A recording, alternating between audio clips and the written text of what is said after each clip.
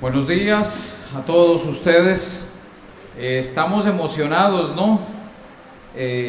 Por ser un día especial. Además, Norte de Santander, todos sabemos aquí que se celebra el Día de la Madre el último domingo. Hay 3 tradiciones del por qué o 3 razones. No sabemos cuál es de las 3. Así que feliz día a todas ustedes, se merecen lo mejor de lo mejor y que el Señor las bendiga y les ayude en ese ministerio. ¿Sabían ustedes de dónde viene la palabra amar? Por lo menos en español, ¿de dónde viene la palabra amar? ¿Sabía usted que la palabra amar, por lo menos en español, viene del latín amare y a su vez de una palabra indoeuropea, ama, que significa mamá? Es precioso, porque creo que la palabra que más podría asemejarse a la palabra mamá es la palabra amor, ¿cierto? El amor de madre, muchos dicen que es una redundancia, porque madre implica o lleva la carga del amor en todo su sentido. Si no tienen plan para esta tarde, y me perdonan ustedes por lo que voy a decir a continuación, si no tienen plan para esta tarde, yo les recomiendo ver una película que está en algunas plataformas, se llama Robot Salvaje. ¿Cuántos la han visto aquí? Robot Salvaje es como una oda al amor de una mamá. Es un robot, pero este robot, a través de toda su historia desde que llega a esta isla, muestra los desafíos que tiene una mamá que no ha sido preparada ni ha sido formada para eso. Y comienza durante el proceso cuidando a una pequeña ave que se quedó sola sin su mamá, a realizar las labores maternales. Y esta película habla del amor de mamá y de otra palabra que a mí me parece clave, y por lo menos hoy en la predicación la voy a usar mucho, y es la palabra abnegación. La palabra abnegación, lejos de negarse a hacer algo por otros, en este caso por sus hijos. Y esta madre que vamos a ver hoy en nuestro pasaje tiene un encuentro con Jesús. De verdad, es un encuentro incómodo. Y en serio, tuve la lucha de si predicar este pasaje en Mateo 15 y en Marcos 7, que está la misma historia, de la misma forma, solo que Mateo lo habla más fuerte, es más crudo en el relato, en la descripción del relato. Así que les invito a abrir sus Biblias, sus Nuevos Testamentos, en Marcos, el capítulo 7. Y Marcos capítulo 7 tiene un contexto. Los primeros 23 versículos están hablando de el tema de la pureza ritual y la pureza según las tradiciones de los ancianos. Y después de Jesús darles la lección tanto a los fariseos como a los discípulos en cuanto a lo que realmente es puro o impuro, Marcos, inspirado por el Espíritu Santo, así como Mateo, inspirado por el Espíritu Santo, pone la historia de la mujer sirofenicia después del tema de la purificación. Recuerden eso, y por eso el hermano Eduardo leyó los primeros 23 versículos, porque necesitamos ese contexto para poder entender aún más el pasaje que vamos a leer hoy de Marcos 7, del 24 al 30. Dice así la palabra del Señor: levantándose de allí, Jesús se fue a la región de Tiro y entrando en una casa no quería que nadie lo supiera, pero no pudo pasar inadvertido, sino que enseguida, al oír hablar de él, una mujer cuya hijita tenía un ¿qué? Un espíritu inmundo, fue y se postró a sus pies. Y fíjense la descripción de esta mujer en el versículo 26.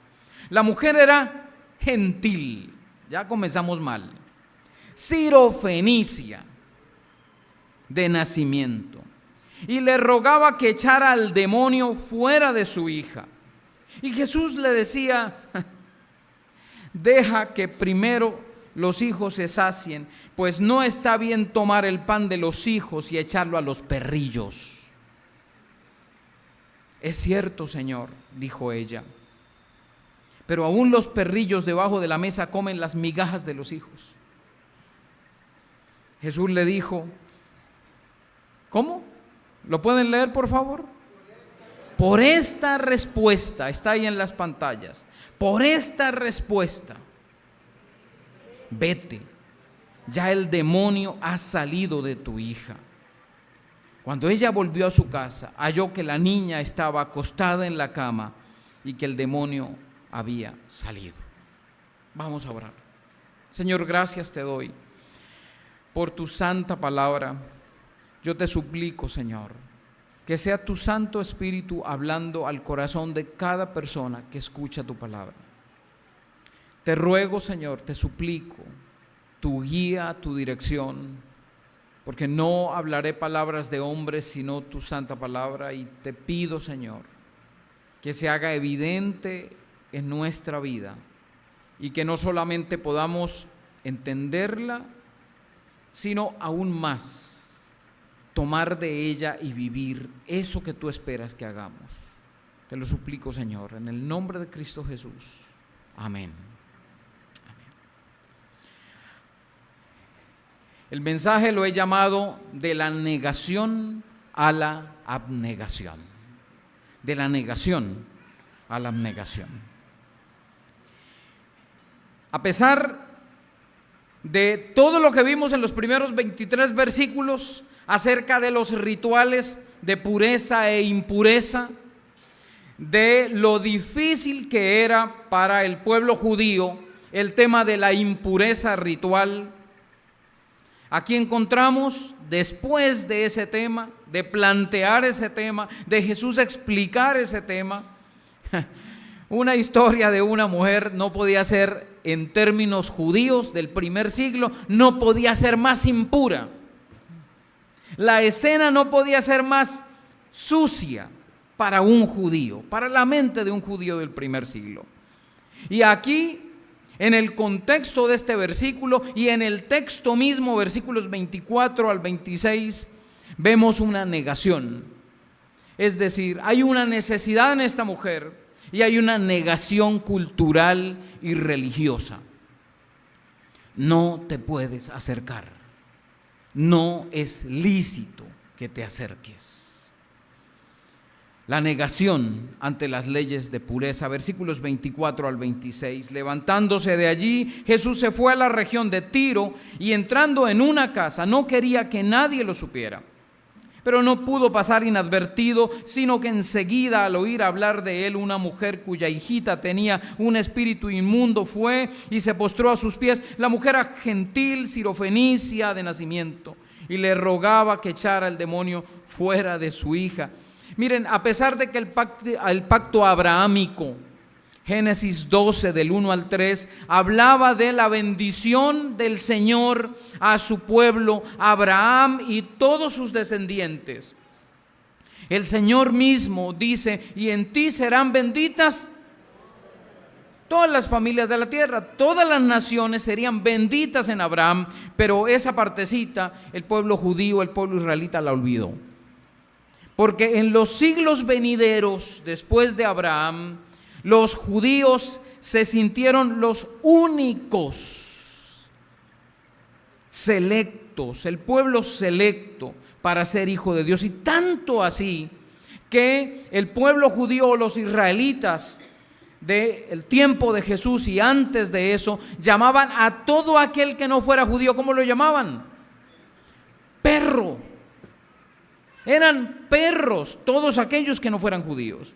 El mundo estaba dividido por dos tipos de personas en el mundo judío: los judíos y los perros.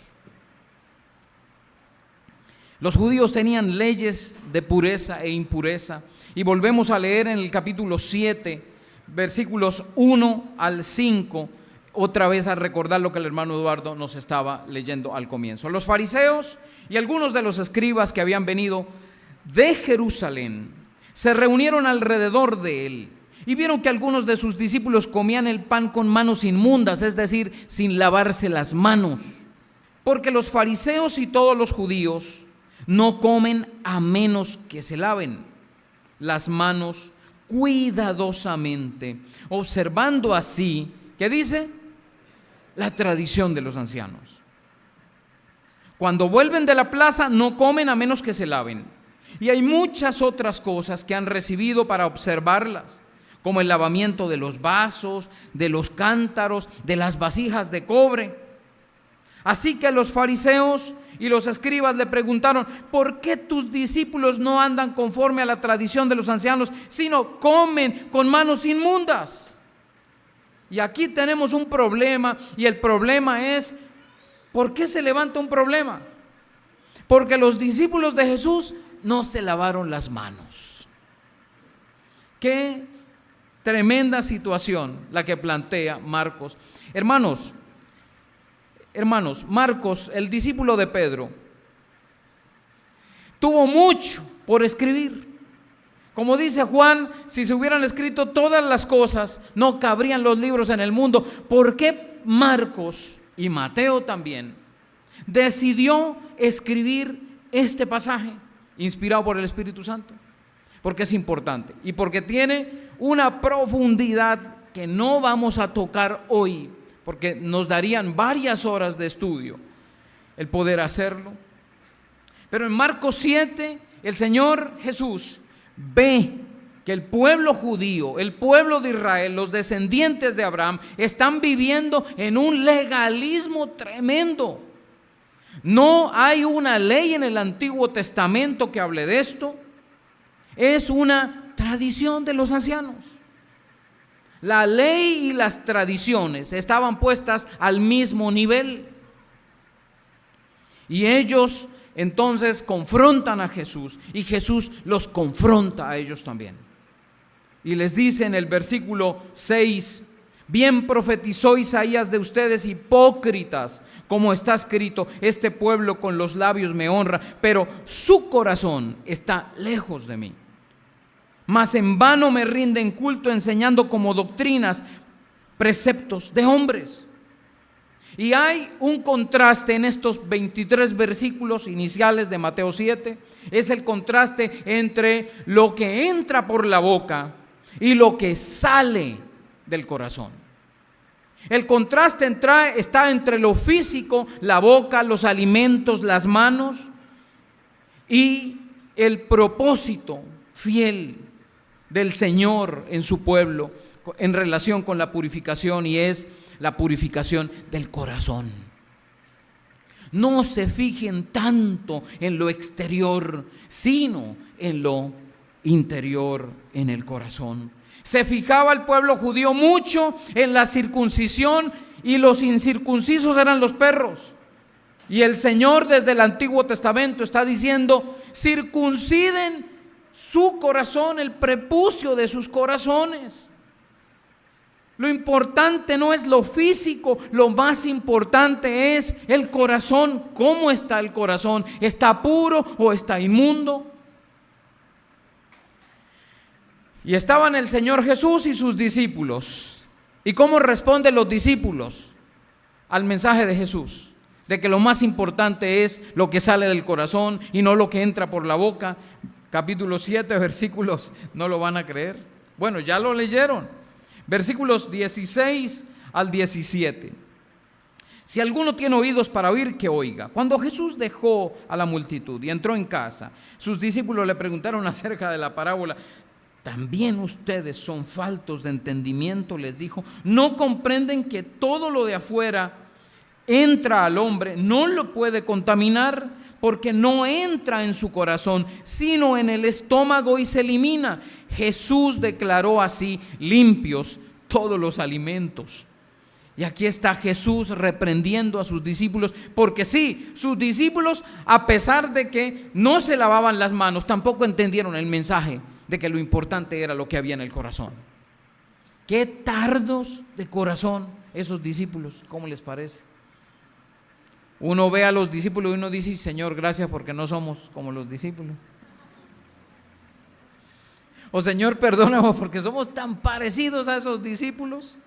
A partir del versículo 24, Marcos presenta la historia de una mujer sirofenicia, una madre desesperada, cuya hija está atormentada por un negocio. Y vamos a ver, por un demonio, perdón. Y vamos a ver los elementos que Marcos da en estos pasajes, en estos versículos. Primero, la cuestión se complica. ¿Dónde está Jesús? En Galilea. Galilea, el norte, la región del norte de Israel. ¿De dónde vienen a increpar a Jesús? De Jerusalén. ¿Por qué? Porque allá está la erudición bíblica, en Jerusalén.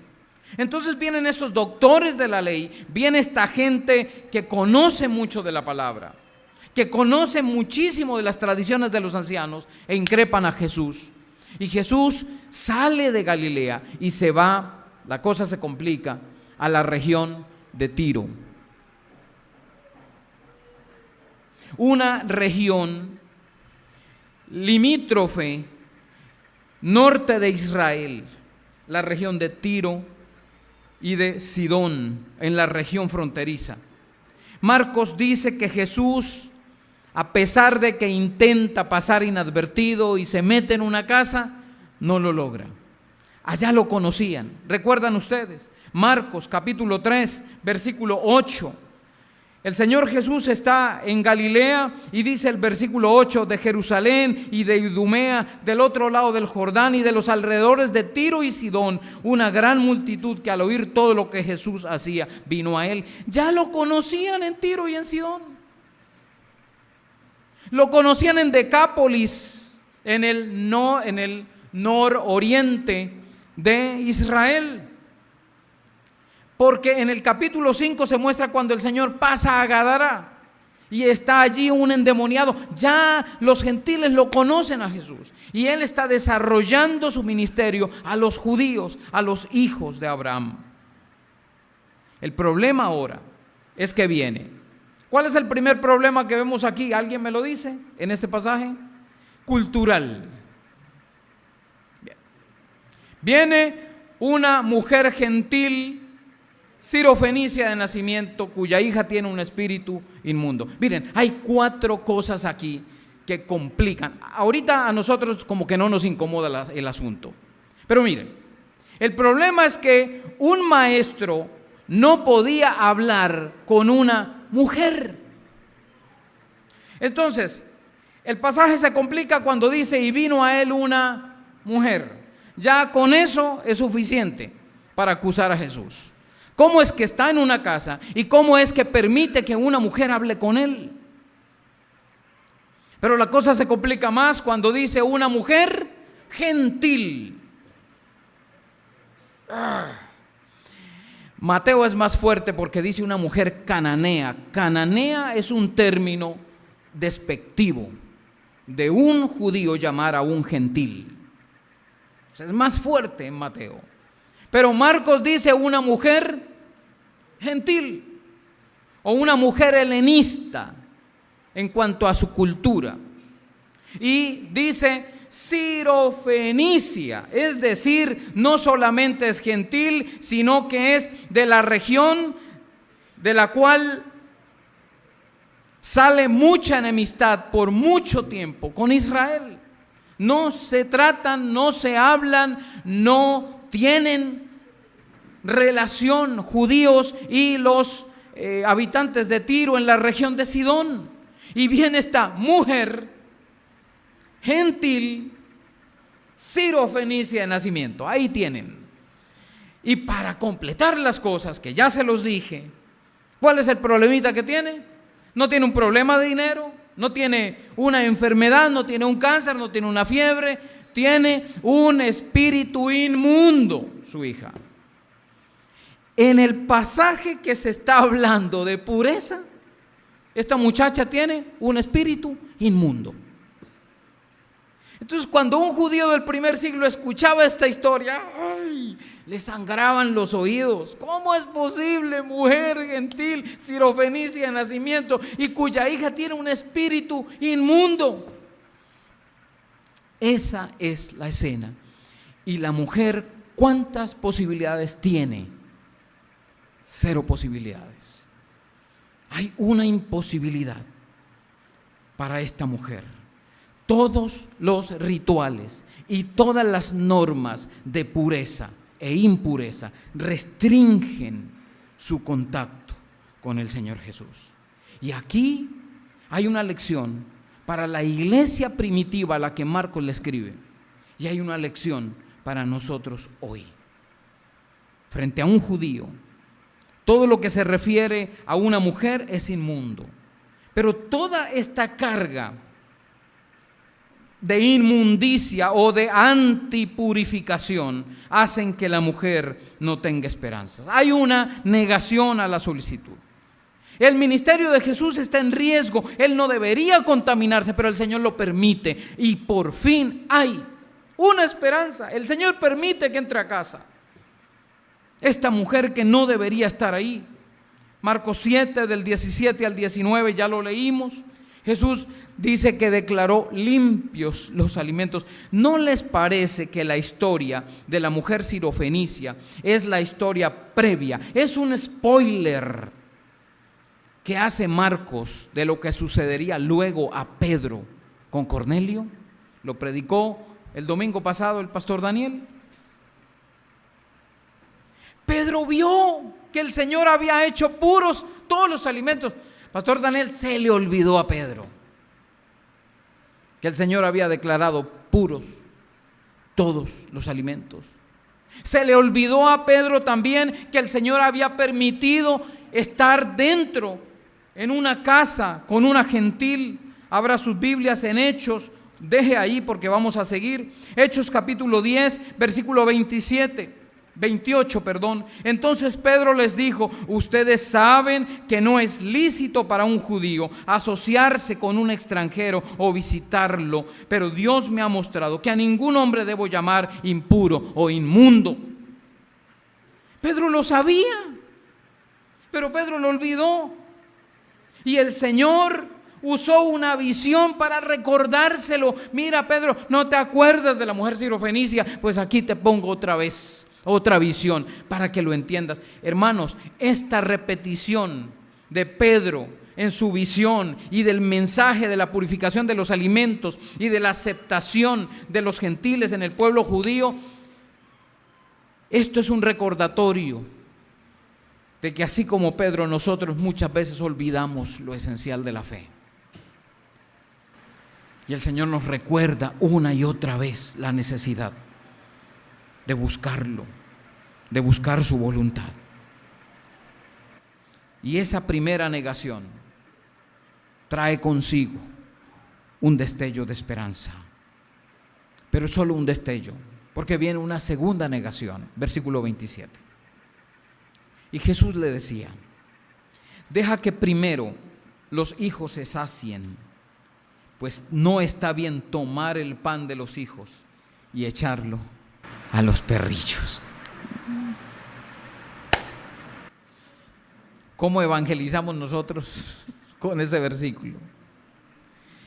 ¿Por qué Jesús les dice en la comparación perrillos en lugar de la comida de los hijos? Miren, no hay forma de explicar eso sin incomodarse. Jesús se niega a ayudar a esta mujer. Él lo hace a propósito. Él tiene un plan.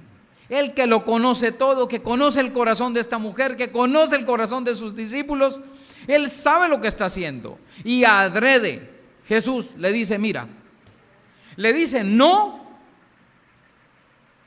no. Pero tampoco le dice que sí. Hay una palabra que salva el discurso de Jesús o lo que el Señor le dice. La palabra primero. Muy bien. Versículo 27. Y Jesús le decía: deja que primero los hijos se sacien, pues no está bien tomar el pan de los hijos y echarlo a los perrillos. Esta es una alusión al pacto abrámico otra vez. Primero a los judíos y después todas las familias de la tierra serán benditas. Jesús sabe todo de ella. Y a diferencia de los fariseos en los versículos 1 al 3 y de sus discípulos, versículos 16 al 18, esta mujer va a mostrar que tiene una fe genuina. Una fe que no tienen los escribas, una fe que no tienen los fariseos, una fe que no tienen sus discípulos. Esta mujer sirofenicia, cuya hija está inmunda, cree y por eso es abnegada. No solo la negación. ¿Cuál es la negación que hace Jesús? No es una negación ritual, es una negación temporal. Todavía no ha iniciado el ministerio a los gentiles. Primero al pueblo judío. Primero. La negación ritual, la negación de Jesús. Y ahora vamos a ver la abnegación por la fe y el amor. Versículos 28 al 30. Es cierto, Señor, le dijo ella, pero aún los perrillos debajo de la mesa comen las migajas de los hijos. Jesús le dijo: por esta respuesta vete, ya el demonio ha salido de tu hija. Cuando ella volvió a su casa, halló que la niña estaba acostada en la cama y que el demonio había salido. Hay dos palabras aquí. A mí me gusta poner colores cuando veo palabras importantes o términos que se repiten. La palabra que salva el mensaje de Jesús es la palabra primero. La palabra que muestra la fe de la mujer, ¿cuál es? ¿Alguien que me diga? ¿Carol? ¿Alguien? Leemos el versículo 28 otra vez. Es cierto, Señor.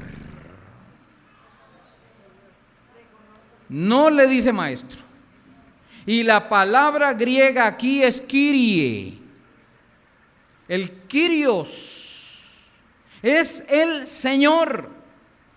El relato de Mateo en el capítulo 15 le dice, ella, ahorita se los comento cómo es, se los voy a describir y cuando lleguen a su casa lo pueden leer. Le dice: hijo de David.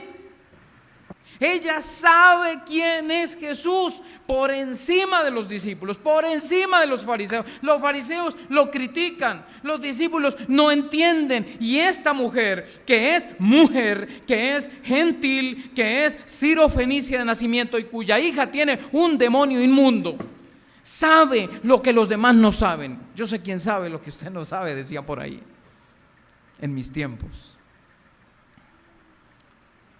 Señor. Ella sabe quién es y por eso es abnegada. Por eso ella se humilla. Cualquier otra mujer ante la primera negativa de Jesús hubiera dicho: ah, no, me voy de aquí. Yo no me voy a aguantar eso. Pero ella resiste por amor y es abnegada porque sabe quién está ahí en esa casa. ¿Y quién está ahí dentro de esa casa? ¿Alguien puede decirlo? La única esperanza que tiene su hijita. La única. En Marcos capítulo 5 encontramos a un gentil, a un gadareno en Genezaret, endemoniado, y se hacía daño y se cortaba. Y esta niña, aunque no se da la descripción, pero hay algo que nota en la mamá, que la ve libre del demonio. Y una de las cosas que muestran los evangelios es que Satanás siempre va a querer destruir la imagen de Dios en el ser humano. A través de autolaceraciones, a través de la drogadicción, a través de la pornografía, a través del consumo excesivo de sustancias que le hacen daño. Satanás queriendo destruir lo que el Señor ha creado, la imagen de Dios, y por eso quiere destruir. Y por eso, si usted se fija en el Gadareno, el demonio, que es una legión, que son muchos, le pide a Jesús que los lleve a los cerdos, y los cerdos se precipitan al mar y se ahogan. ¿Saben por qué? Porque ese era el propósito de los demonios con el hombre, matarlo. Había una resistencia, el hombre tratando de no matarse, luchando contra lo que tenía dentro. ¿Cuántos alcohólicos hoy están allá afuera y saben que les hace daño? ¿Cuántos drogadictos? ¿Cuántas personas que luchan con tanto? ¿Cuántos hijos afuera luchando con tantas cosas? ¿Y cuántas sirofenicias hay orando para que el dominio del pecado que está destruyendo a sus hijos lo suelte? Y ahorita vamos a hablar de eso, porque la negación de Mateo capítulo 15 versículos 21 al 28 es aún más fuerte. Dice Mateo 15 del 21 al 28, lo leen cuando estén en su casa para no perdernos de Marcos 7. Dice que ella venía gritando detrás de los discípulos de Jesús y no paraba de gritar: Jesús, Hijo de David, ten misericordia de mí. Era gritando, pidiendo misericordia. La misericordia se pedía cuando ya no había ninguna salida. La mujer no tiene otra salida que Jesús, y ella por eso no solo viene gritando detrás de los discípulos, sino que pide misericordia. Jesús, ante esta súplica, dice el Evangelio de Mateo, que guarda silencio y luego se niega porque no es el tiempo, y ella se postra y suplica. ¿Cuál es la virtud que hay en esta mujer?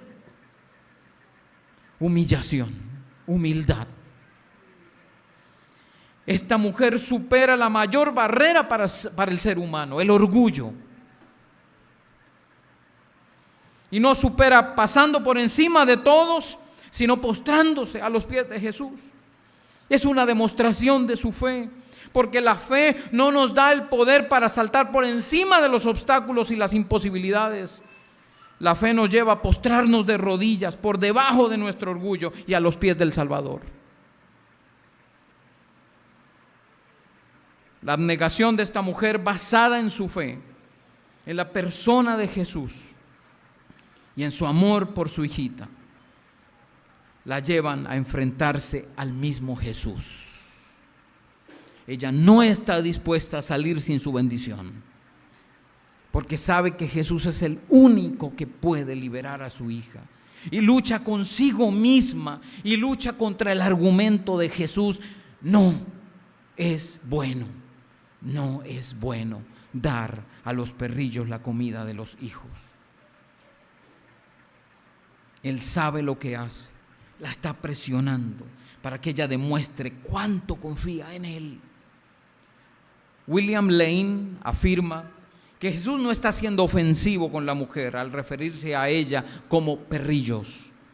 William Lane dice: cuando un judío hablaba de forma despectiva de un extranjero, usaba el término perro, que hacía referencia al perro callejero, al perro carroñero. Pero Jesús usa otro término en griego para perrillos, y es el término que hace referencia a la mascota de la casa, al perrito de la casa. Es una escena doméstica común, hace parte del ambiente de la casa.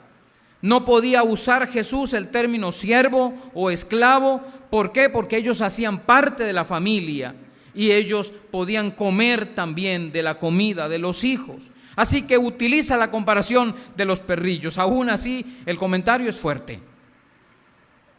Los discípulos, yo creo que por dentro estaban diciendo: ay, Jesús, qué bueno que la estés tratando así. La respuesta: sí, Señor. Ella acepta el señorío de Jesús. Acepta el señorío de Jesús como parte de su fe. Esto, lo que voy a decir, va a sonar muy fuerte, pero debo hacerlo. Si usted se cree hijo del rey sentado a la mesa y no se somete al señorío de Jesucristo en su vida, usted no es ni siquiera un perrillo debajo de la mesa. Toda persona que quiera ser aceptado como un hijo o como un perrillo, como esta mujer, debe aceptar el señorío de Cristo Jesús en su vida. Es Él el que ordena, es Él el que dice cómo hacer las cosas.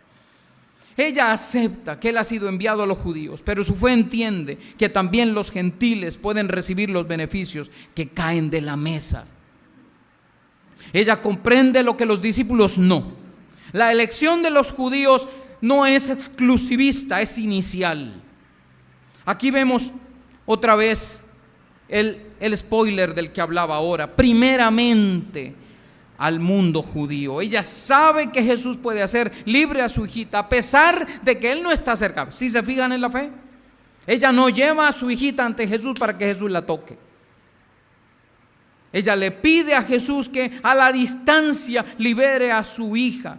Solo con su palabra. Ella ha resistido la negación cultural, ella ha resistido la negación temporal y ella ha sido abnegada por fe en Jesús y por amor a su hija. Reconoce su condición espiritual, la condición espiritual de su hija, porque sabe que solo Jesús puede traer libertad. Y díganme si ese no es el evangelio.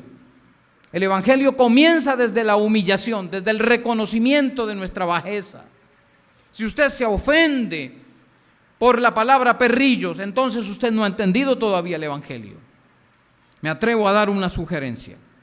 Esta lucha abnegada de esta mujer con Jesús, con el Señor, por una bendición, me recuerda una historia del Antiguo Testamento. ¿Alguien recuerda? Jacob en Peniel. En Génesis 32, del 22 al 32, encontramos la historia de cuando Jacob luchaba con el ángel. Luchó con Dios mismo. El Señor le dice: déjame que ya raya el alba, ya está amaneciendo. Y Jacob le dice: no te dejaré hasta que no me bendigas. ¿Cómo? ¿Quién no deja a quién? Jesús dice: por la palabra que has dicho. No dice por mi palabra, por la palabra que has dicho. Tu hija está libre. Pareciera que los dos ganan.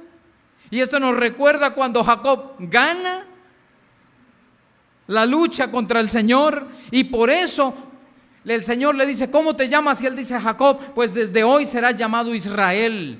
¿Qué significa Israel? El que lucha con Dios y vence. Oseas capítulo 2 versículo 4, apúntenlo los que lo tienen. Dice que esta lucha de Jacob no fue solo física. Dice que Jacob luchó, lloró y oró por la bendición que esperaba. Esta mujer, al igual que Jacob y como producto de su fe en el Señor, no se dio por vencida. Se humilló a los pies de su Salvador y demostró con su respuesta que sabía quién era Él y cuál era su poder. Ya casi voy a terminar, hermano. Los capítulos 6 al 8 de Marcos. Les dejo una tarea. Si no quiere rayar su Biblia, imprima capítulos 6, 7 y 8 y subraye las veces que se utiliza la palabra pan, panes. Está por todos lados. Capítulo 6, alimentación de los 5,000. Capítulo 7, los alimentos purificados. Capítulo 7, el pan de los perrillos. Más adelante en el capítulo 8 está la alimentación de los 4,000. Y después están los discípulos en la barca porque se les olvidó el pan y estaban discutiendo. No han entendido lo de los panes. Pues bien, la cena mesiánica está lista, está servida, no solo para los judíos, sino también para los gentiles. Esta mujer se adelanta, se opone al hecho de esperar porque ama a su hija y le ruega al Señor, le suplica al Señor. Queridos hermanos, yo aquí no estoy diciendo que usted luche contra la voluntad del Señor. Usted no puede cambiar los planes del Señor. Usted debe aceptarlos. Pero este era el plan del Señor Jesús: sacar a la luz la fe que ella tenía. Y también en Lucas 18 ustedes se darán cuenta de la viuda y el juez injusto. Cuánto más su Padre Celestial a los que claman a Él día y noche. Usted no sabe cuál es la voluntad. Siga rogando por sus hijos. No se dé por vencida, querida madre. Siga rogando por su esposo, siga rogando por sus hijos, siga rogando por sus necesidades. ¿Quién aquí es una madre sirofenicia que se siente indigna, pero que se ha acercado a Jesús como el Señor de su vida y ha suplicado no solamente por sí misma, sino también por sus hijos, para que el Señor les dé libertad del dominio del pecado a sus hijos? Usted no tiene que decir: ay, pero es que mi hijo no está endemoniado. No se trata de eso. Es la condición espiritual de alguien que no acepta el señorío de Jesús. Está sumido en el pecado y va directo al infierno. Suplique por sus hijos. Queridas mamás, se los pido de todo corazón: si ven que sus hijos están yendo a la iglesia, no se confíen de eso, porque habrá muchos que van al infierno directamente desde las bancas, desde las sillas de una iglesia evangélica. Pida por la salvación de sus hijos, aunque estén sirviendo, aunque estén predicando. Sigan orando por la salvación de sus hijos. A esas madres, no se desanimen, sigan postrándose a los pies del Señor para que salve a sus hijos, para que les dé libertad a sus hijos, para que Él sea glorificado. Y quiero terminar diciendo esto. ¿Se acuerdan la película que les recomendé al comienzo? Robot Salvaje. No es una película cristiana. Ahí no van a terminar con el evangelio. Pero les voy a dar un spoiler. No les voy a dañar la película. Pero casi al final de la película hay un mensaje claro, como si el productor o el director de la película fueran cristianos. El punto máximo de la abnegación es dar la vida por otros. Y ahí, cuando usted ve esa película, usted va a pensar en Jesús, el modelo perfecto de amor y de abnegación. Se negó a sí mismo para dar su vida por los suyos. El amor máximo, el ejemplo clave de amor y abnegación no es la sirofenicia. Es el hombre al que la sirofenicia se postró. Es Él, el Salvador del mundo, el que dio su vida por nuestro lugar, en nuestro lugar, por nuestro pecado. Clame a Él, ríndase a Él, sea una madre o sea un hijo o sea un esposo. Solo Él trae libertad y solo Él es la muestra máxima de amor y abnegación. Padre de los cielos, te doy gracias, Señor, por tu santa palabra. No solo por el ejemplo de esta mujer, madre abnegada, sino aún más por el ejemplo de amor de Jesucristo nuestro Señor. Ese mismo Dios hecho hombre que se contaminó al hablar con una mujer gentil, al estar en una casa de una mujer gentil, y se contaminó aún más al llevar sobre sí los pecados, mis pecados, Señor, porque por nosotros se hizo pecado, y esa abnegación de darse a sí mismo en nuestro lugar. Padre de los cielos, que tu santo Hijo amado, Jesucristo, sea el Señor y amo absoluto de nuestras vidas. No nosotros, sino tú seas Señor de nuestra vida y el que guía nuestro camino. Te lo pedimos, Señor, porque lo haces, lo sigues haciendo, por el poder de tu Santo Espíritu, por la autoridad de nuestro amado Salvador, Jesús de Nazaret. Amén y amén.